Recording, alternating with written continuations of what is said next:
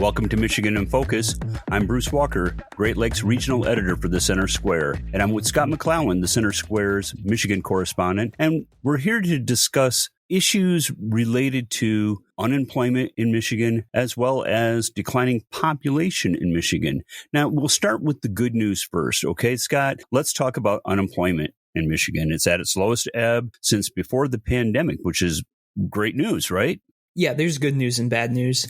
So the good news is that job data show that unemployment rose by 30,000 while unemployment dropped by 14,000. And at the same time, the labor force increased by 18,000. So the labor force is the number of people who are age 16 and over and are actively looking for work within the last 2 weeks. So Michigan's April unemployment numbers were 4.68 million, which is the highest since March of 2020 before the pandemic at 4.7 million. So here's the bad news. April's 2023 unemployment rate of 3.8% matches that of February 2022, but we have 72,000 people still missing from the labor force. So we're definitely not fully recovered from pre-COVID because 72,000 people are still missing from the labor force and just aren't there.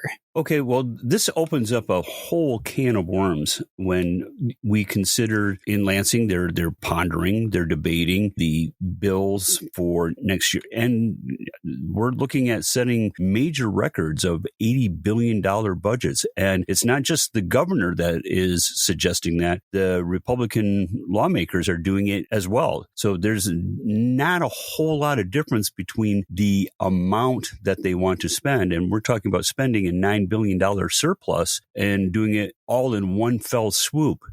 Yeah, and this record budget follows as Michigan is losing population. The city of Detroit lost 7,150 people between 2020 and 2021. And moreover, a recent report from the Citizens Research Council of Michigan projects the state will lose 270,000 residents by 2050. That's more than 250,000 if my math is correct. So if that population loss does happen, it will erode the state's tax base as more young people leave the state and as the residents here in Michigan age.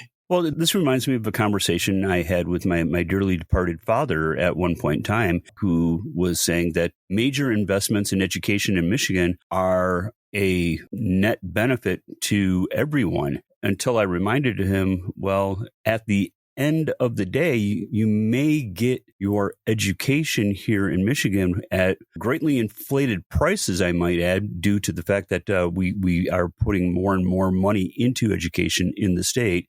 But once you graduate, there's nothing to bind you to the state of Michigan.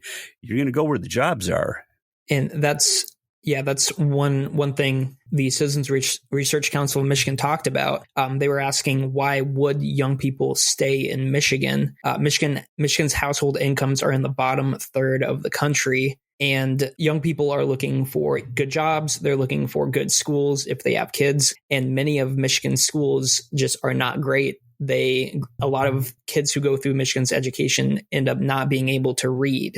And with this population loss, the Citizens Research Council of Michigan estimated that by 2050, Michigan will have almost as many residents aged 75 and over as school children. Where exactly are all of these people going to? I mean, I know that there's a lower birth rate in the United States right now, but the people who are moving are the people who are already born. Where are they going? Mainly to the south, to warmer areas, to Florida, Texas, North Carolina, places with better weather and better roads as well. Better roads? But wait a minute. I thought we had a governor that was going to fix the gosh darn roads.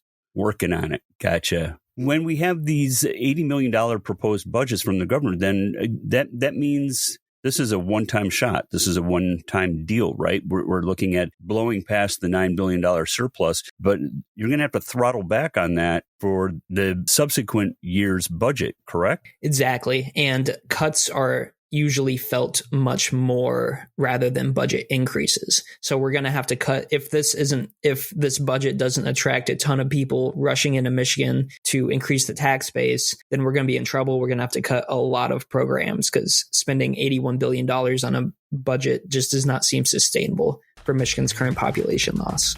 And listeners can keep up with this story and more at thecentersquare.com.